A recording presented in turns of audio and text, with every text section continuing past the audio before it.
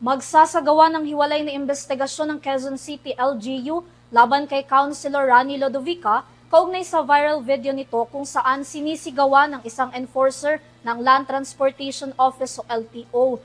Aalamin din ng Quezon City Council kung akma para sa isang public official ang inasal ni Lodovica sa kasagsagan ng pagkilos.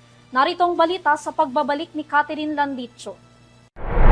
Maglulunsad ng isang patas sa tulang kinikilingang investigasyon ng Quezon City Council kaugnay ng insidenteng kinasasangkutan ni 2nd District Councilor Ranulfo Tatay Rani Lodovica at isang enforcer ng Land Transportation Office sa sinagawang rally sa People Power Monument noong July 1. Sa inilabas sa opisyal na pahayag ng konseho, kinikilala nito ang pag-aalala ng publiko sa naturang insidente at iginiit ang kahalagahan ng pagresolba rito sa pamamagitan ng pagiging patas, uhebtibo at pagsunod sa tamang proseso.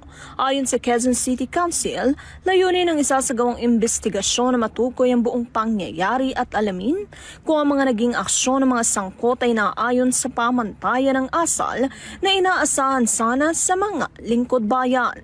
Binigyan din ng konseho ang kanilang pagkilala sa dedikasyon ng lahat ng mga pampublikong opisyal.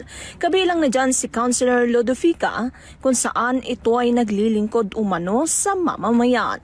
Gayunman giniit nito ang pananagutan ng mga opisyal na maghayag ng kanilang lehitimong isyu at manawagan ng pananagutan na dapat isagawa ng may paggalang, profesionalismo at pagpapahalaga sa dignidad at karapatan ng bawat isa.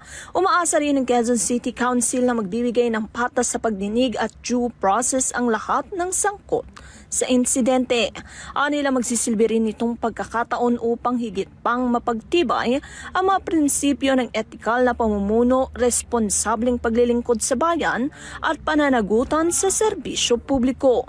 Tiniyak din ng konseho na nananatili itong nakatuon sa pangangalaga sa dignidad ng pampublikong tanggapan, pagpapalakas ng tiwala ng mamamayan sa pamamagitan ng integridad at profesionalismo at pagpapanatili ng pagpapahalagang inaasahan sa mga lingkod bayan. Para sa RTV News, Catherine Landicho, mga saludo sa bawat Pilipino.